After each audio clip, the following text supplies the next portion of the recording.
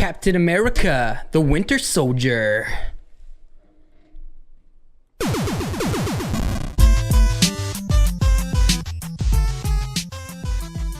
Hey, I know you. Do you know me? I'm Steven Savelli, and I am here to review for you Captain America, the Winter Soldier. This is a spoiler-filled review, so if you haven't seen this movie or you don't want to be spoiled, you better turn this off. Captain America, the Winter Soldier is a political espionage thriller. This is not your mother's superhero movie. Hey DC, hey Warner Brothers, I believe that this movie is how you're supposed to do a goody two-shoe. I mean, seriously though, Captain America is an all-around good guy. And unlike Superman, he actually has some character depth. Imagine that. This is the first time we see Captain America after the first Avengers movie. This is movie number 3 in phase 2. Follow that. Movie number 3 in phase 2 of Marvel's big Marvel Cinematic Universe plans. Do you remember the other phase 2 movies? No, I don't think so either. Captain America, the Winter Soldier made me forget about Iron Man 3 and Thor the Dark World. I mean, other than this movie is 10 times better than those two movies combined. What we have here is, of course, we have Chris Evans again as Captain America and Steve Rogers, and he does a stellar job. He is really getting into this role of Captain America, and I feel like he's a good representation of what the comic books have laid up for this guy. We have Scarlett Johansson in this film as Black Widow. She's a big piece of this movie, and I would say that this is the first time that Black Widow as an Avenger or in S.H.I.E.L.D. has really drew any interest from me. Scarlett Johansson in all the other movies, she's alright, but in this movie I really felt like for the first time that she was a needed character. Samuel L. Jackson as Nick Fury is once again the perfect guy to play the ultimate Nick Fury. This could have been, at least for part of it, a Samuel L. Jackson Nick Fury movie. I feel like what this does is with the success of this new Captain America the Winter Soldier movie and people really buying into Nick Fury's character, and of course the ending, that we might see in maybe phase 3 a solo Samuel L. Jackson Nick Fury movie, and I would be all aboard on that. Where this movie ends, he kind of has nowhere to go and he's on a new mission of espionage. Sebastian Stan as Bucky Barnes and the Winter Soldier in this movie does an awesome job and he kills it. He's a menacing villain. Do you know why? Because that fool doesn't talk very much. I like how they did it in this movie.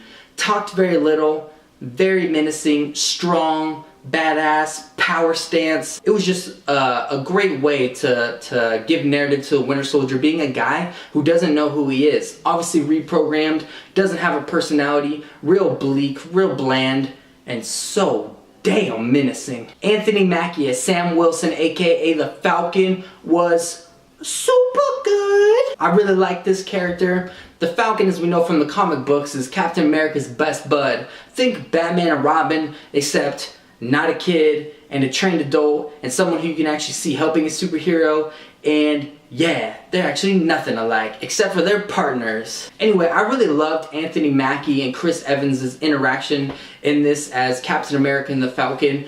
It lays up from the very first scene of the movie, these guys being awesome buds without needing a backstory. They could just hop in, have a quick interaction, and you could totally buy into why the Falcon would want to help Captain America. One of the most surprising characters in this movie was Robert Redford as Alexander Pierce. Man, was this guy a smooth criminal. For all you people that have seen the movie, we know that Alexander Pierce is a Hydra agent. This guy's not the leader of Hydra, but he is one of the main mans of Hydra. He has gotten to the top of his class and he is running the Secretary of S.H.I.E.L.D. It's incredible. Captain America the Winter Soldier is all about the destruction of S.H.I.E.L.D. S.H.I.E.L.D. at the end of this movie is no more. For me, I actually did not see that coming.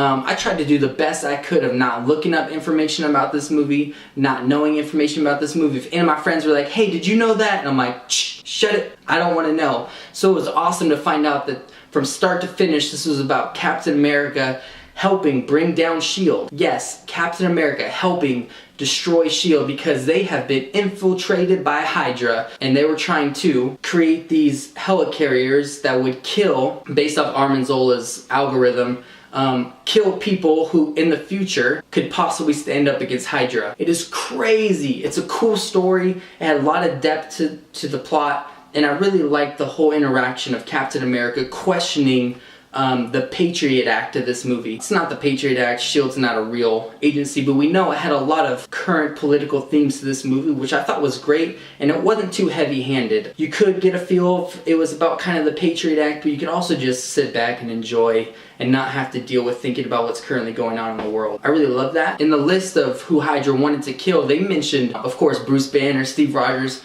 but did you guys hear that they said Stephen Strange? This just leads to the fact that Stephen Strange, as Doctor Strange, will definitely get a movie. They didn't want to bring magic into the Marvel Cinematic Universe, but we saw Scarlet Witch as an Easter egg at the end of this movie, so we know there might be some sorcerism or something happening where Stephen Strange, as Doctor Strange, will be able to get his own movie, hopefully in Phase 3 of the cinematic universe. This movie ends with Black Widow, Maria Hill, Nicolas Cage, the Falcon, and Captain America destroying S.H.I.E.L.D. and leaking all their information. At the end of this, S.H.I.E.L.D. is no longer an organization. It's crazy. I can't believe they're doing this. For those of you who watch Marvel's Agents of S.H.I.E.L.D., the TV show, they're actually tying these two together perfectly. I cannot believe the impeccable timing of these two. If you've watched the end of the beginning, I think it is, the last Agents of S.H.I.E.L.D. episode, they actually introduce a character to the show that's a Hydra agent in the movie.